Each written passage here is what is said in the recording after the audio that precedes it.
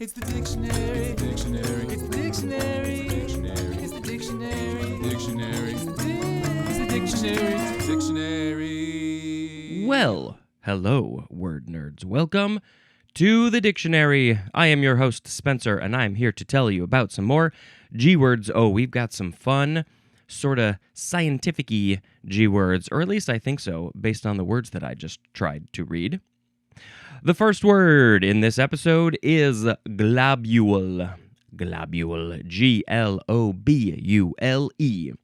Noun from 1661. This is a tiny globe or ball, especially of a liquid, as in globules of mercury. I shouldn't know this, but when mercury is on the floor, it has the very weird consistency and it sort of balls up into these little globules of mercury. This is from globus.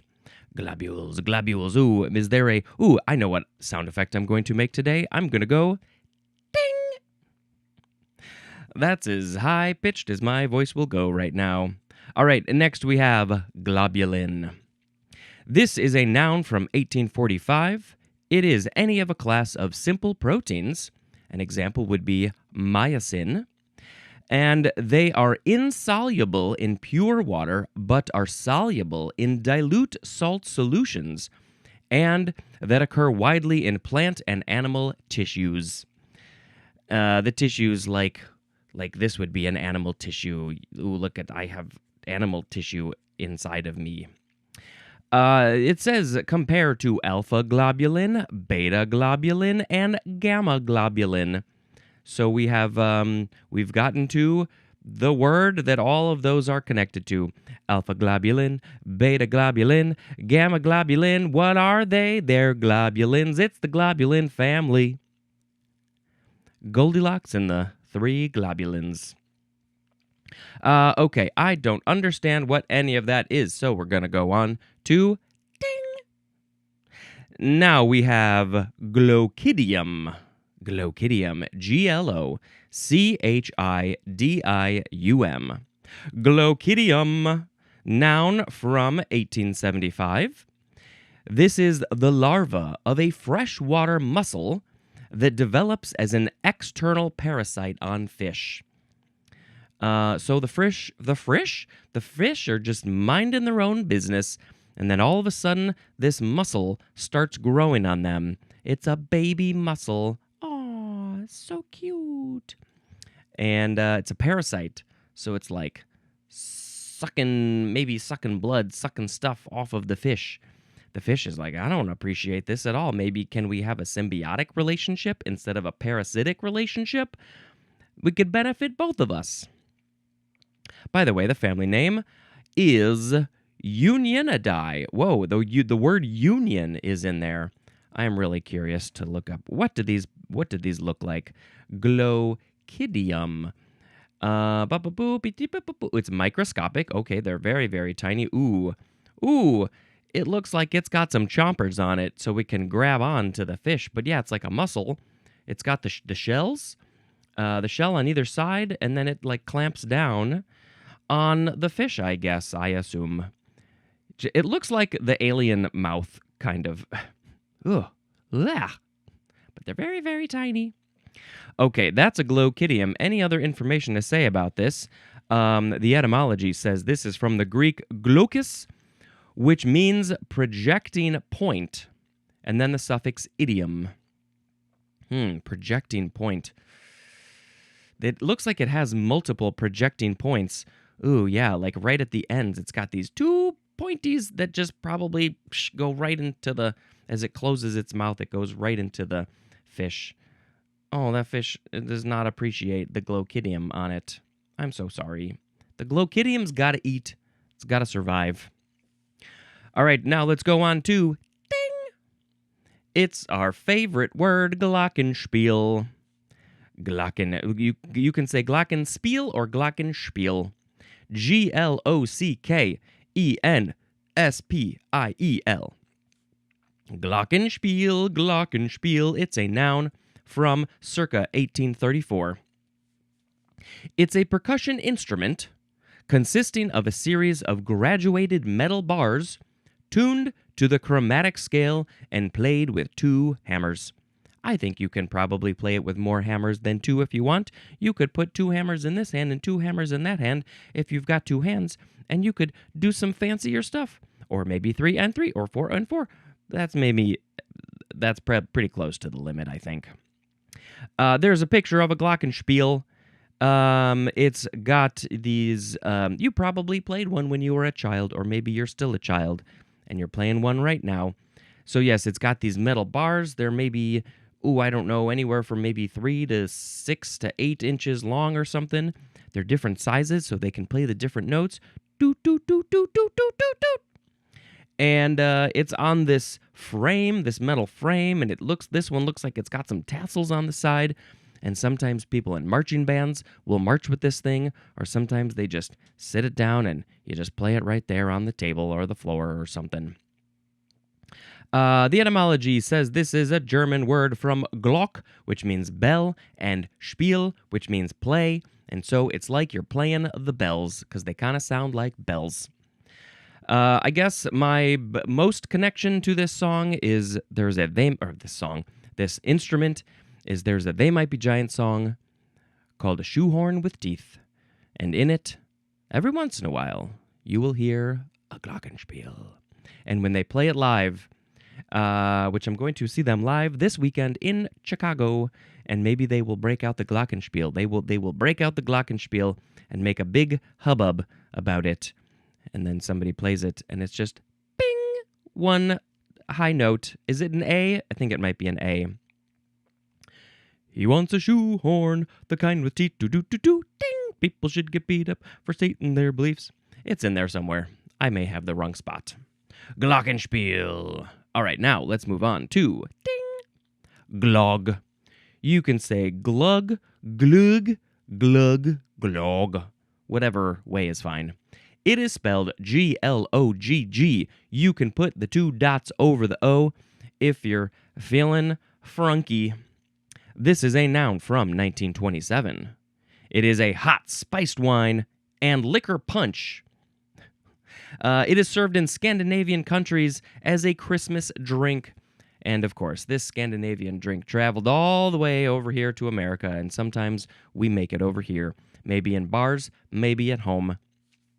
It's a tasty thing. The cold part of the year, especially in Scandinavia, they're pretty far north. They need a hot drink during the cold times, keep you warm, and it's got spices. Maybe we should look up what are the typical ingredients. No, not chili. It autofilled to chili, and it's not gonna. Google, you are not prepared for what I'm about to type. You have no idea what's coming. Glogg. Glogg. Okay, this says sometimes it is made by heating red wine, or sometimes a white wine or a port wine, sugar, warm spices like cinnamon, cardamom, cloves, and ginger. Ooh, commonly spiked. Well, it's already got wine, but it is commonly additionally spiked with spirits, including aquavit, vodka, brandy, or rum, and then finished with raisins and blanched almonds added to the serving glass. Yeah. I'm ready for some glogg when the weather gets cold in like 6 months. Okay, so this word is the Swedish word glogg, which is from glogga, which means to burn or mull, M-U-L-L. There's like mulled wine, which is similar, I think, and it's a process of mulling. I don't know what that means. Also from glod, which means glowing coal, so maybe they're cooking it on the glowing coal. It's also from the Old Norse gloth, akin to the Old English gled or gleed, which also means glowing coal, and there's more at the word gleed, G-L-E-E-D, which we had right over here, which was a glowing coal. Ooh, so the glogg was cooked on the gleed. Sounds like a Dr. Seuss story. And then it gets mulled and cooked and burned, and then you got glogg. Glogg. All right. Yes. Ooh, you can drink some glogg while playing the gloggenspiel. Ooh, the gloggenspiel. Next is glom. Glom. Verb from 1907. Let's see. Looking ahead, I think it is only transitive. Number 1, the synonyms are take and steal. Just taking something, you're glomming it away. When you go to the corner store and you want some pack of gum, you glom it. But I don't know. I think it's more like well, let's see what number 2 has to say. The synonyms are seize and catch. Catching something, taking something, stealing something. That's what all this word is all about. I think of it as when you glom on to somebody, you are like attached to them like a puppy. You're not taking them, but you follow them. Maybe they have taken you, seized you, stole you. But it was your choice. Here, we have a phrase, glom on to. This is to grab hold of, and also appropriate to oneself. Appropriate to oneself. As in the example, glommed on to her ideas. Okay, so this is like somebody else has some ideas, and then this other person is like, well, I'm going to glom on to your ideas. I'm going to say that those ideas were my ideas. I'm going to take your ideas, seize them, steal them, catch them, glomming on. Yep, that makes sense. That's logical, based on the definitions. Glom. Would you like to glom on to my podcast? Would you like to claim it as your own? It's not your own, it's my own. I have glommed onto the dictionary. This word is an alternative of the English dialect word glom, which means to grab.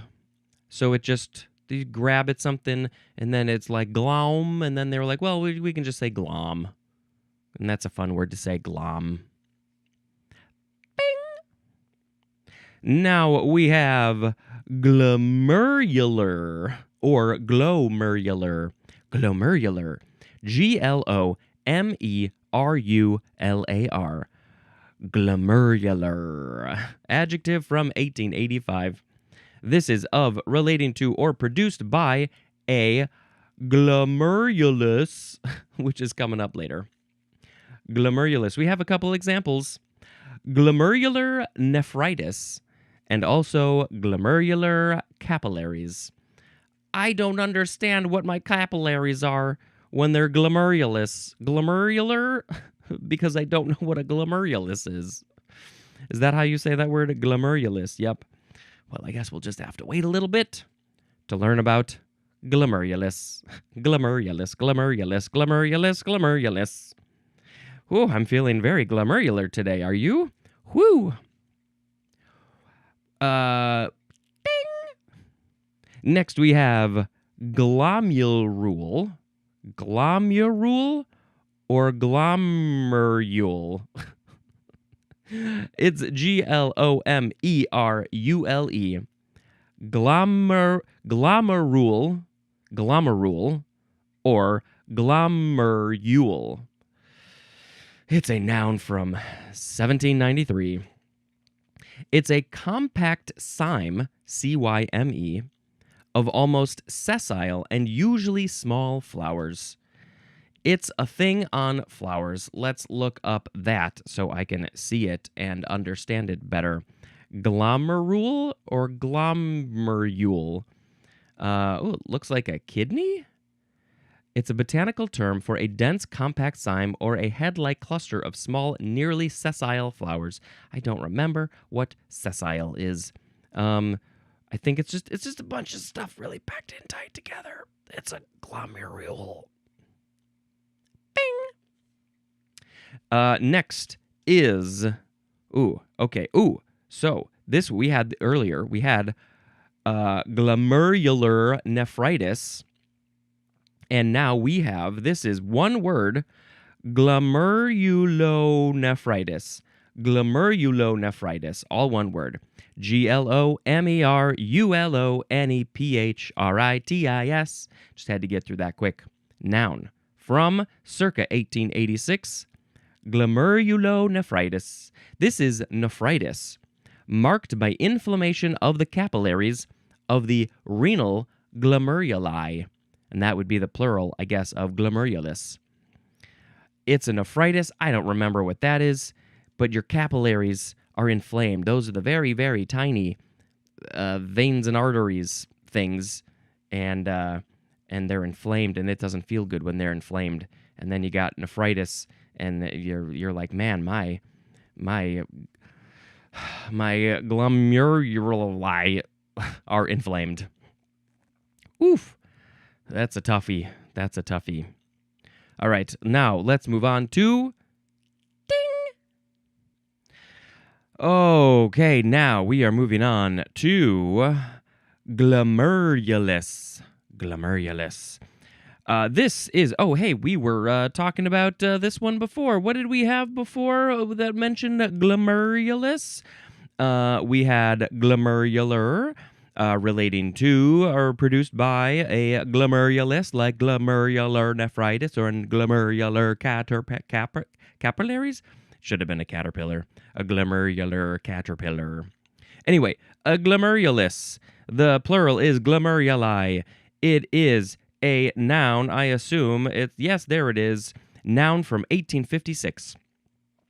It is a small, convoluted, or intertwined mass. It's a mass, it's small, it's intertwined, and it's convoluted. Maybe when all of those snakes are having their fun times. Is that a glomerulus? Nope, probably not. But we have more. We have especially a tuft of capillaries at the point of origin of each vertebrate nephron that passes a protein-free filtrate to the surrounding Bowman's capsule. What even are we talking about? I don't know enough about these words to understand what we are talking about. Bowman's capsule, I just looked that up. It's a cup-shaped, double-walled epithelial sac located in the renal cortex of the kidney that surrounds the glomerulus. Its primary function is the initial filtration of blood using high pressure to force plasma minus proteins into Bowman's space to form glomerular filtrate, which initiates urine formation and acts as a selective filter and provides a protective niche for podocytes. Okay, so this is the first part of the kidney where the filtration starts to happen, filtering the blood to start to create urine. And that it's so there's the glomerulus is inside. Maybe one of these pictures will show me the glomerulus, which is what we're talking about. All right, look at this beautiful chart. Oh, there's the juxtamedullary glomerulus, and there's capillaries. So the blood goes down to these tiny, tiny little capillaries, which I think have like thin walls maybe, so the blood cells can go through them, and then they go into the glomerulus.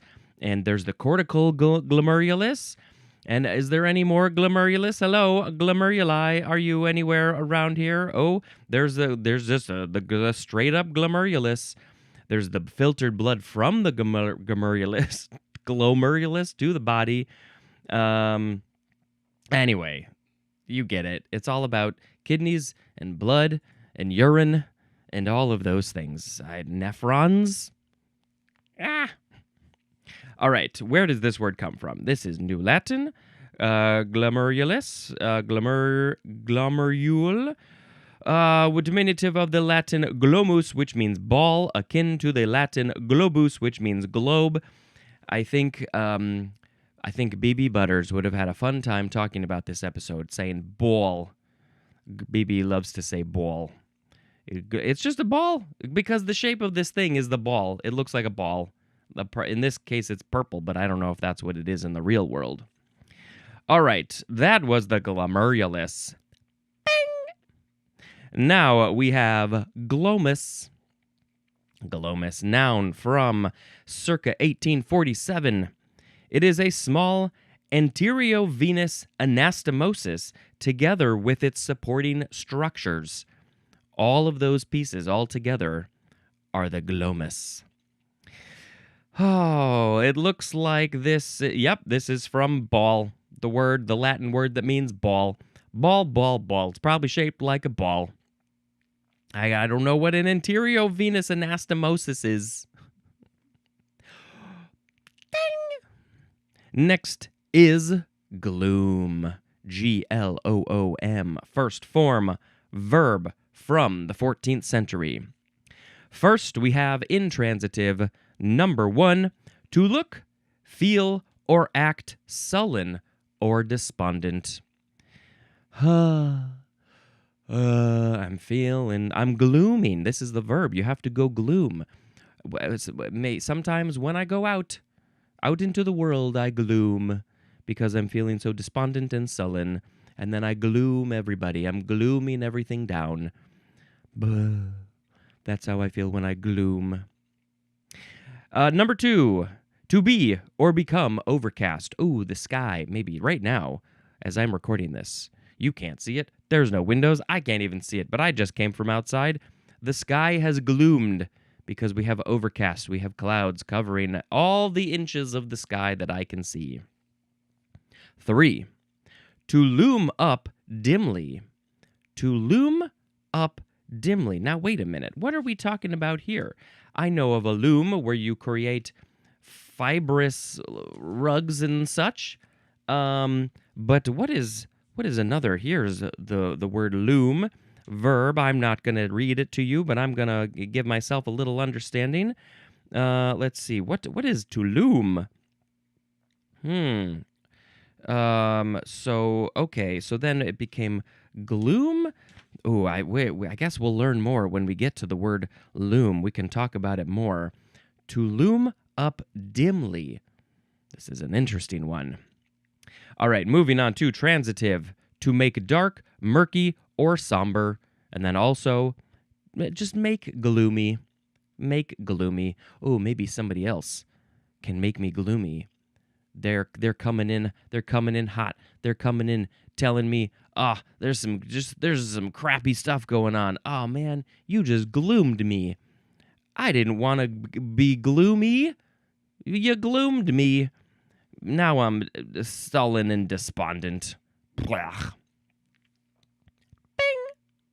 Now we have the second form of gloom. It's a noun from 1629. Number 1A. Partial or total darkness. Outside, there's a gloom. There's a gloom outside. There's a gloom in the sky. There's a gloom at night. There's a gloom during the day. There's a hurricane coming. There's a gloom because it's partial or total darkness.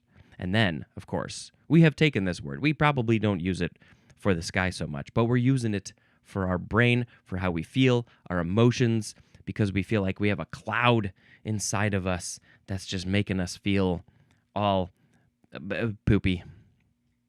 1B, a dark or shadowy place. Ooh, go to a gloom. Where? Maybe in your mind, but also maybe like a cave. Ooh, that cave is a gloom. Number 2A, lowness of spirits. The synonym is dejection. I don't like it when I get dejected. I think of that as similar to rejected. And then when I get rejected and dejected, I have lowness of spirits. That would give me a gloom. 2B, an atmosphere of despondency, as in, a gloom fell over the household. Oh, what happened there? When a whole despondent atmosphere fell over the entire household. They got some bad news. Maybe somebody called them up on their rotary phone and said, "Ugh, I keep on going to death." I mean, hey, that's one of the gloomiest possible things. Death. Your anteater died. I'm so sorry to tell you. And then everybody they had a gloom. And then they felt, ding, gloomy. That's our last word for this episode. Gloomy. Adjective from 1588. Now hold up a second. We had gloomy first. And then 30 plus years later, 40? Maybe 40? Then we got the noun gloom, and then, well, actually, way before that. I'm sorry, way before that. Couple hundred years before gloomy, we had the verb gloom.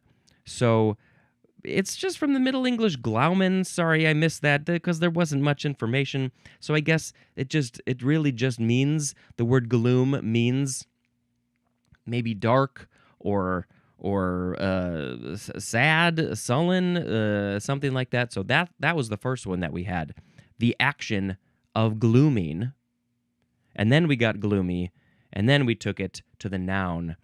I feel a gloom. I have a gloom in my heart for my anteater.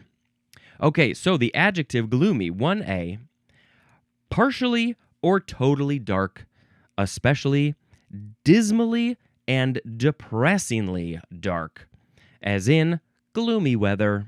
Yep, that of course, that makes sense. The weather, today where I'm at, today it might be kind of gloomy, which is good because we have a video shoot and we would like it to be overcast and even lighting. We don't want any sun coming in through the windows, messing up our lighting that we work so hard on. We want it to be kind of gloomy. We would rather not have rain and lightning and storms and thunder. No. Please, none of that. But just a gloomy day, perfectly great. We're inside. 1B, although gloomy weather can make people feel gloomy, and that's that people have a hard time with that. Oh, the weather, it brings them down. It makes it, they're like, we need sun. I need sun to feel better. Where's the sun? 1B, having a frowning or scowling appearance. The synonym is forbidding, as in a gloomy countenance. I can't remember what a countenance is, but we're talking about a scowling appearance. So I imagine it must be something like this. Oh, I have a gloomy countenance. I'm just walking around the world being a gloomy Gus. This is me being gloomy. Next is 1C, low in spirits. The synonym is melancholy. I think, with that definition, low in spirits, it could be like, oh, crap, our basement bar is getting low on spirits. We got a gloomy bar. We got to go out and get some alcohol because we're low in spirits. Or also, where did all the ghosts go? Our household is gloomy because our ghosts left. We're low in spirits. Oh, man, I'm so funny. Number 2A, causing gloom. The synonym is depressing, as in a gloomy story. Also as in a gloomy landscape. What would a gloomy landscape be? Maybe there's a bunch of clouds. That's the first thing I can think of. A depressing landscape? Well, for some people, maybe a desert could be a gloomy landscape to some people because that's just like, it's just sand maybe as far as the eye could see and there's just not much there. That could be gloomy to some people. For me, what would be gloomy? A gloomy landscape? I don't know. I mean, I think they're all pretty cool, pretty different, pretty interesting, pretty fascinating. They're not gloomy. Gloomy story. Oh, I'm sure I have a gloomy story. That time when my anteater died, that just brings everybody down. 2B, lacking in promise or hopefulness. The synonym is pessimistic, as in gloomy prophecies. Those prophecies are like, ooh, this is not looking good. The future of this person, these people, this group, this area, I got nothing good to say, so maybe you don't want to know what my gloomy prophecies are. It's going to sound kind of pessimistic. And also a gloomy future. Yep, it's all about maybe looking ahead, I don't want to have a gloomy future. I want to have a roomy future. I can definitely get kind of gloomy sometimes. I'm like, the state of the world. I don't know what's going on. I got some gloomy prophecies for how things are going these days. And what can we do to change that? What can we do to flip that around? What's going to make me feel the opposite of gloomy. Gloomy backwards is emulg. Gloomy. Okay, more synonym information. See the words dismal and sullen. Gloomily is an adverb, and gloominess is a noun. Any additional etymology? Nope, we have done all of the words, and we have one more gloomy word in the next episode. All right, it's word of the episode time. We're gonna pick a word. It's gonna be a word from this episode. It's gonna be the one word, the one word, the one word. Okay, today we had globule, globulin, glochidium, glockenspiel, glugg, glom, glomerular, glomurule or glomerule, glomerulonephritis, glomerulus, glomus, gloom, gloomy. Well, clearly, these words were friggin' amazing.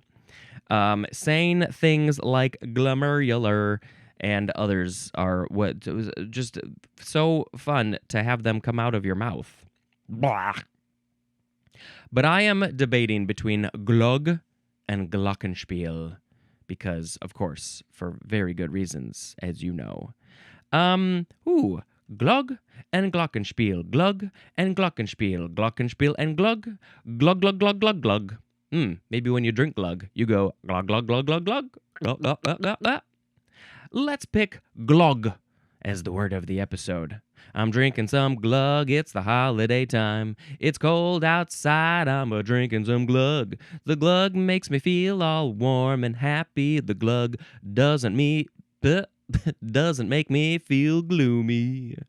Glugg. Fantastic today. Oh, what a wonderful thing we did. Talking about balls and drinks and instruments and sadness. Let's talk about a movie. This next movie is, it's been getting a lot of talk recently. Maybe not so much in your timeline when this episode airs. It's the movie Project Hail Mary. And I saw a teaser for this quite a long time ago, and I said, it's got these people, and it's about this topic, and it's made by these people. And I said, well, thank you very much. I shall see you in the theater. I will buy my tickets straight up now. And then every time I saw a trailer, I had to look away, look down, close my ears. I wanted to know as little as possible. And then, of course, you can't help but find out information, which is fine. I was like, all right, fine. I already know more than I want to know. I want to go in as blind as possible to movies. Can we make that happen? Thank you. It's so good. Ryan Gosling is so good. There is a puppet. And first of all, I love that they did a lot of practical effects, and the person who did the puppetry is named something that I shall find for you in mere moments, and it sounds like he is eligible to be nominated for an Oscar supporting actor, which I think is completely great. Oh, there's an ad for Jackass Best and Last, and of course I shall see that. And so the main puppeteer, who I think did the majority of the action and also the voice, was so good, and I can't wait. James Ortiz. And there were other puppeteers as well. We have to call out that there are people who are, because there was a lot of stuff going on. They were doing some good stuff, and I'm very curious now to know about what else this guy has done. And I love a good puppet. And you should watch it. And it's largely just the two of them doing their stuff together, and I enjoyed it. All right. That's it for this episode. Thank you so much for checking out this show. Let's not be gloomy, but sometimes we are.